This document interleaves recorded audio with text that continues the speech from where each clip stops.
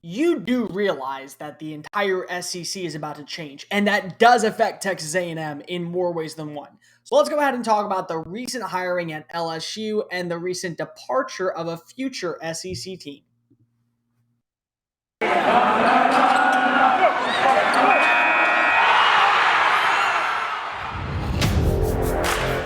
You are Locked On Aggies, your daily podcast on the Texas A&M Aggies. Part of the Locked On Podcast Network, your team every day.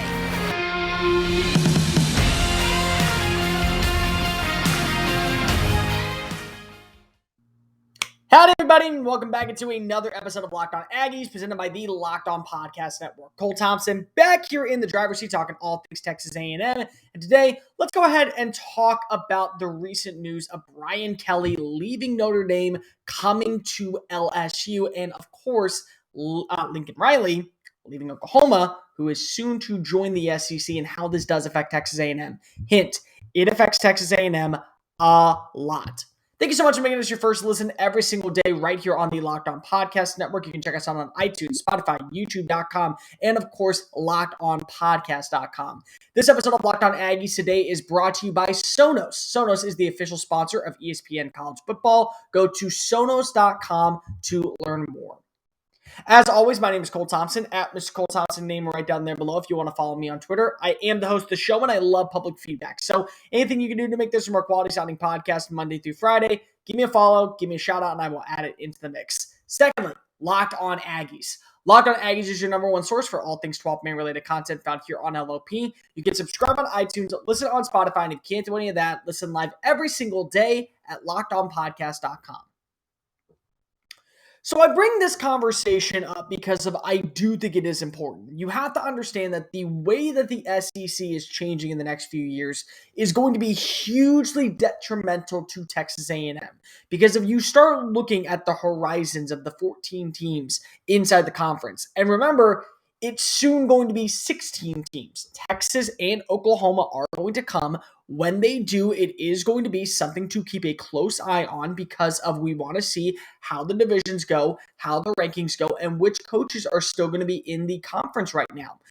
Right now, the way that I look at the SEC, they have made some amazing hires in the last few years. There's a lot of good names in this position that I would really say at any other probably program in the ACC, in the Pac-12, in the Big 12, in one of those conferences, they would arguably be the top dog. I mean, a guy like Mark Stoops goes 9-3 at Kentucky, a school known for basketball, and it's slowly turning into a football program without question. Josh Heupel, his success that we've seen at Tennessee may actually be the reason why the Volunteers make a comeback in 2022 and slowly get back into that conversation. You look at the hiring of Billy Napier. He is a really good up-and-coming head coach. You look at the hiring of Brian Kelly and all those things, and we're going to talk about that in a little bit. But let's start off with Lincoln Riley. Lincoln Riley leaving Oklahoma is one of two things. Number one, it's horrifying if you're a Sooners fan. It's absolutely horrifying because for the first time since 1999, Oklahoma will be looking for a head coach. Number two, look at the recruiting class and look at the players. You've watched so many players in just 2 days, both on the roster right now. Probably Jaden Hazelwood is like the biggest name right now. And also all the recruits decommit, leave the program, and head somewhere else. Head to a different location. Open up their recruiting. Lincoln Riley going to USC changes everything we know about Oklahoma. People asked me at the start of the year, what did you think about Oklahoma joining the SEC? I said that it was going to work. I thought that because of the way that Lincoln Riley has recruited, the way that Lincoln Riley has done a good job of keeping the program afloat and going 55-10 in 5 years, that sounds like a proven winner. And he's also been the actual guy to beat every single season inside of Oklahoma. Since the likes of the Big 12 championship game returned to Arlington, I'm like 99.9%. Yeah, I'm actually 100% positive. I know this for a fact. They have won it every single year. The last time that Oklahoma was not in the Big 12 championship before this year was in 2009 when Texas played Nebraska, and that was Nebraska's final season inside the Big 12 conference. So they were the top dog. They are not going to be the top dog as soon as they arrive inside the SEC. I don't care what anybody says. You could be a talented, a super uber talented program with the likes of, let's just think about this for a second. Texas A&M, Ole Miss, Kentucky, Vanderbilt, not Vanderbilt, Georgia, Florida, all these teams that you really think of. You could be the top dog in the Big 12. You're probably going to be middle of the pack. You can make a valid argument that because of Kentucky has an advantage in recruiting the type of players that you want in the SEC, that Tennessee has an advantage in the type of recruiting of players you want in the SEC. Oklahoma's like maybe 9th, 10th out of 16th. Maybe they're 8th or 6th at best, but they're not top 5. They're 100% not top 5. I would argue that right now top 5 would still be Alabama, Georgia, Texas A&M, Florida, and probably LSU. After the news of what happened with LSU, I would say LSU is in the running. A&M is going to be fighting for the number 1 recruiting class this year and probably next year. You also have the likes of Alabama, still being Alabama. Brian Kelly coming in, that really helps out. You have Florida getting Billy Napier. You have freaking Georgia being Georgia. Where do you fit? Maybe 6th, maybe 8th. Could you make a valid argument that because of you're losing the likes of Lincoln Riley, that you move down into, I don't know, maybe 10th or 11th? The reality is how does this affect Texas A&M? Well, one of the big key moments that you look at in California, and you look at in Texas, and you look at in Oklahoma and Missouri and all these areas where A&M is trying to put recruiting grounds, the big mark was against Oklahoma. Oklahoma was successful because you had a young up-and-coming mind that was going to be a superstar for hopefully the next 2 decades in Lincoln Riley at the helm. Well, he's gone. So what does that do for your program? To me, what that says is you're going to take the next step. You are about ready to lose out on a ton of recruits, which opens up the door for a guy like Jimbo Fisher to go into Oklahoma and say, listen, you can go play for an SEC program that's going to take a hot minute to get here, or you can play for an SEC program that's already established, has the facilities, and is just a quick drive for mom and pop to come down and visit you. How about that for a change? How about you go join that? It's a very easy pitch. There's going to be kids out there who literally say, I wanted to go play at Oklahoma because of Lincoln Riley was the head coach. I want to go play in that style of offense. Now you don't have that offense there. You don't know who the hire is. You have no idea what can happen there. And then on top of all that, keep in mind that it takes a minute for the SEC to welcome you into its ranks. Texas A&M is finally getting some respect in the ranks only because, and this is a big one, only because of last season going 9-1 and beating Nick Saban this past year. Yeah, they beat Nick Saban in year 1 with Kevin Sumlin. What did they do since? They were the redheaded stepchild. They were the overrated team. They were the average to kind of roster. Now they're being viewed as a legitimate contender every single season. The team to compare to Alabama. And yes, this year they did finish 3rd or 5th or however you want to put it because they were all tied in the SEC West. But be sure that Lane Kiffin is going to have that same success in 2022. I can tell you this much. Jimbo Fisher is. Jimbo Fisher is going to have at least a 9-3, if not 10-2, if not 11-1, 12-0 season in 2022. He's going to have that. And it's because of a great recruiting class. Where's Oklahoma fall in that category? And then by the time that Oklahoma and Texas get here, how long until they get to that level? They may get an upset over in Arkansas. They may get an upset over at Kentucky. They may get an upset over at LSU. But just because you get an upset doesn't mean anything. A&M got an upset over Alabama in year 1, and Alabama won the Natty. Like, that's the case. That's the storyline. You have got to get better along the way. And it takes a minute. It takes a red-hot minute for you to transform yourself from being a top-tier name in one conference to being a top-tier name in a conference where the slogan is, it just means more. The way that I look at this for Oklahoma, losing Lincoln Riley not only takes credibility away from them joining the SEC, it puts them on the back burner. It's going to be a hot minute before you see Oklahoma vying for a college football playoff spot as a member of the SEC. And honestly, we thought Texas was going to be in trouble. Texas at least has a guy who's coached in the SEC in Steve Sarkisian and was one of, if not the greatest coordinator that has ever worked underneath Nick Saban. Statistically, let's go with that. Let's not go actually, big time name, like whatnot. Statistically, probably the best offense coordinator Nick Saban has ever seen. What happens next? Texas at least takes an advantage. They have a big advantage right now because Lincoln Riley's out and they're headed to the SEC with the guy who's been there. Nobody knows who's coming in to the likes of Oklahoma. That could be huge for recruiting. That could open up the door for Texas A&M, and that could really put Oklahoma on a downtrodden path as they try to become the next darling of a conference that doesn't really need more talent, but it's just going to add it because we know that they're better than everyone else. So, this episode of Locked On Aggies is brought to you by NetSuite. This is it, the putt to win the tournament. If you sink it, the championship is yours. But on your backswing, your hat falls over, covers your eyes. This is how you're running your business. Poor visibility because you're relying on spreadsheets and outdated financial software. To see the full picture, you need to upgrade to NetSuite. NetSuite is the #1 cloud financial system for growth and power with visibility to control your financial inventory, HR, planning, budget, and much, much more. With NetSuite, you can automate your processes and close your books in no time while staying ahead of the competition. Over 27,000 businesses already use NetSuite, and right now, through the end of the month, NetSuite is offering you a one-of-a-kind financing program that will get you ready to upgrade at netsuite.com/LockedOnNCAA. Head on over to netsuite.com/LockedOnNCAA for special end-of-the-year financing on your #1 financial system and growing business. netsuite.com/LockedOnNCAA.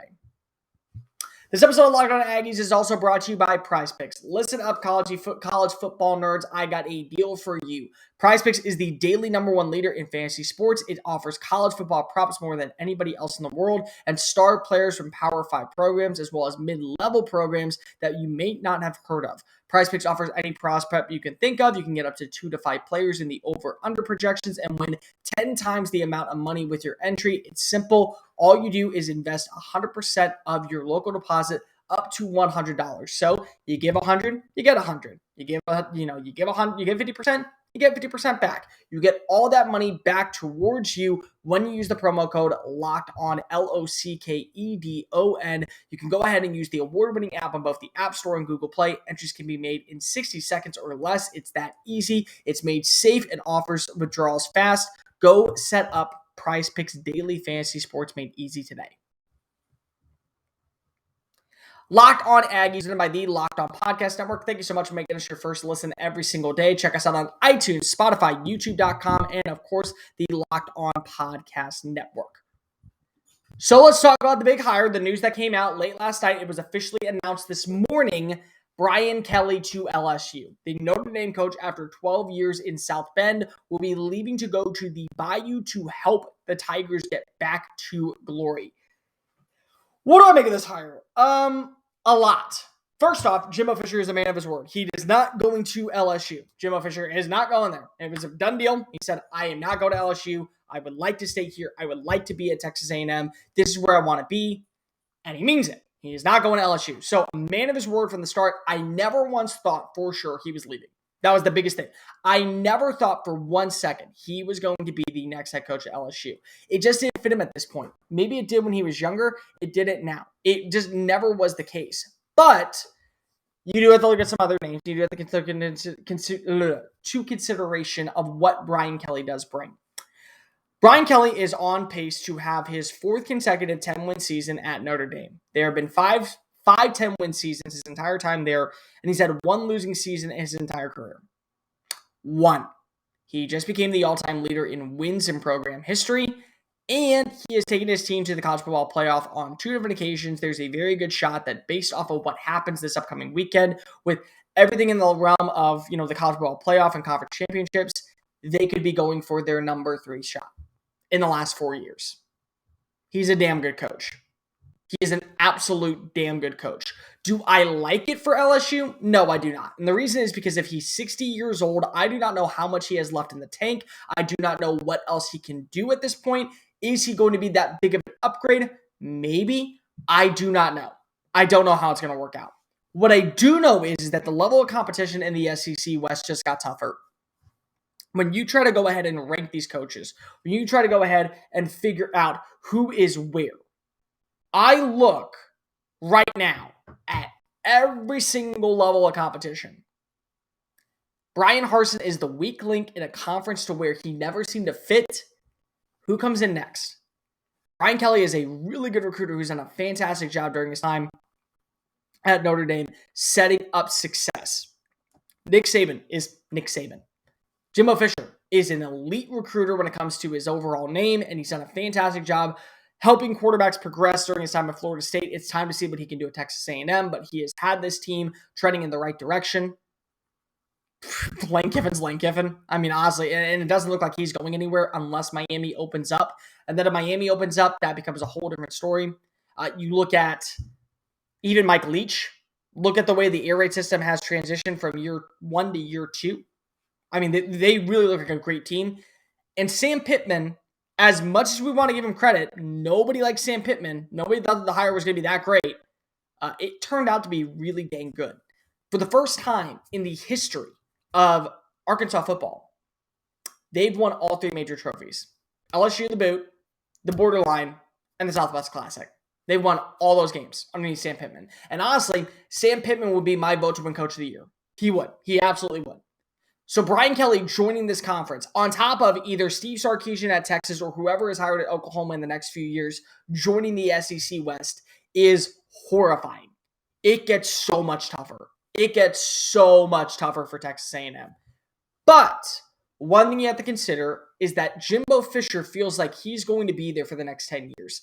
I do not think Brian Kelly is there for the next 10 years. I feel like Brian Kelly is there for the next 5 to 6. I feel like Brian Kelly can help stabilize the program, get in the right direction, probably bring up a young up-and-coming superstar, kind of like he had at Notre Dame with Marcus Freeman, and they will soon be able to lead the program, go become a head coach somewhere, prove that they're successful, and when Kelly steps down, probably in 5 or 6 years, they become the next head coach. That, to me, feels like the right example. That, to me, feels like the right move for this team, for this organization, for this class. That, to me, feels like is going to be more so the thing that happens next. That, to me, is probably what is the big deal. Jimbo Fisher can right now go ahead and go back to those recruiting grounds where he found guys like Edgerrin Cooper and go ahead and tell them, listen, you can go ahead and play for this guy. We have no idea what he can do. He's not a Southern guy. He has not been in this region. He has not been around here. Every once in a while, he's got the talent to go to Notre Dame. Great, good for him. I get talent to come to Texas A&M all the time. We are a number 1 recruiting class. We have an opportunity to be back-to-back top 10. We have been top 10 for years, have an opportunity to be top 5. And I know how to get talent to the NFL. Look at the names I just produced. And Mike Elko's not going anywhere. Mike Elko is staying. As of right now, Mike Elko is staying. And I do not believe he will be leading anytime soon. So all that in mind, why not go play for me? Why not keep me in your mind? Why am I not your top guy? That's an easy pitch. That's a very easy pitch if you're Jimbo Fisher. Number 1 recruiting class on the line. I am younger than Brian Kelly, younger than Nick Saban. I'm going to be here for the next 10 years unless I'm dead.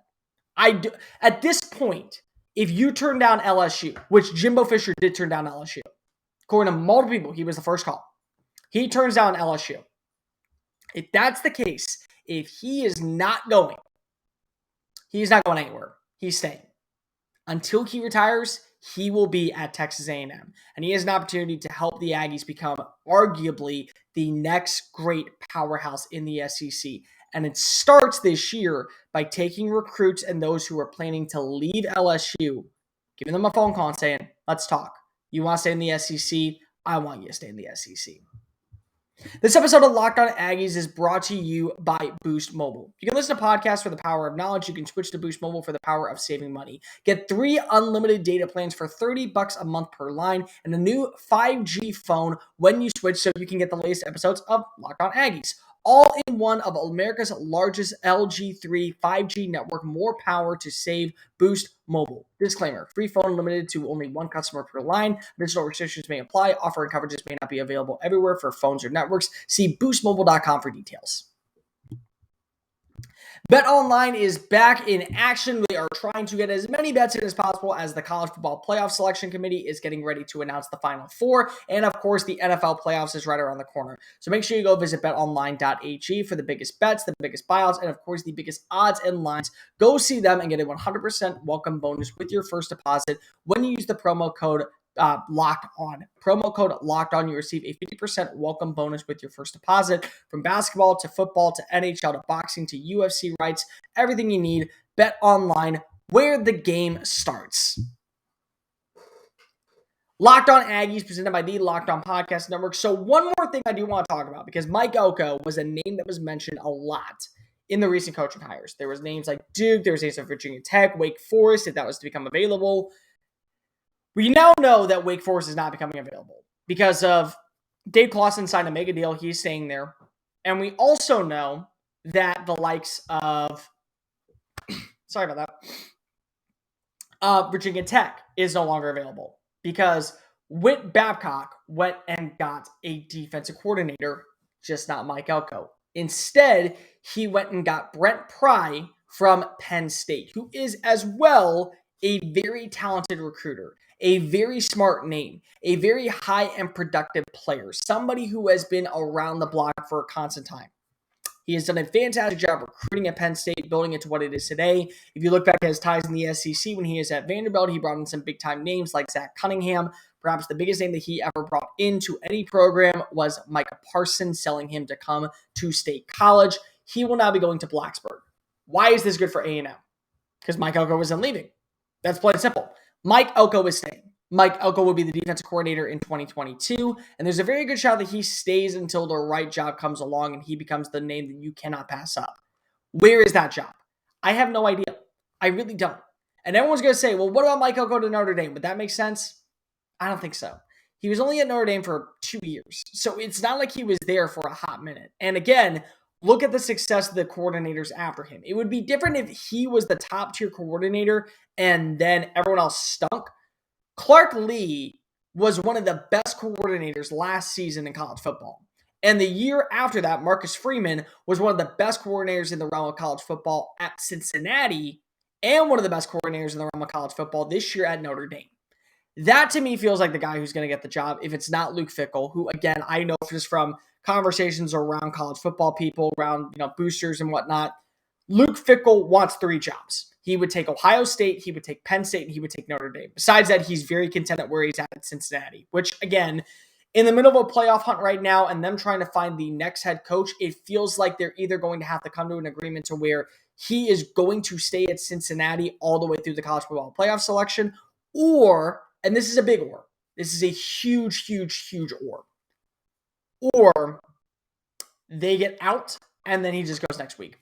That feels like kind of the move right now. And at that point, I don't see any chance of Mike Elko going towards Cincinnati. It just, to me, does not make sense. He's more of an East Coast guy. I think he's from New Jersey, if I'm not mistaken. He has ties to Pennsylvania after where he coached. I feel like that would be where he would end up, more that way. I think Notre Dame is kind of like the teetering line. He won't go past there. He'll go upwards or outwards instead. So again, that's a really good thing for Texas A&M, because of one of the biggest reasons why A&M has a shot to go get the top recruiting class is because of the success and the growth and development of what you've seen from Mike Elko.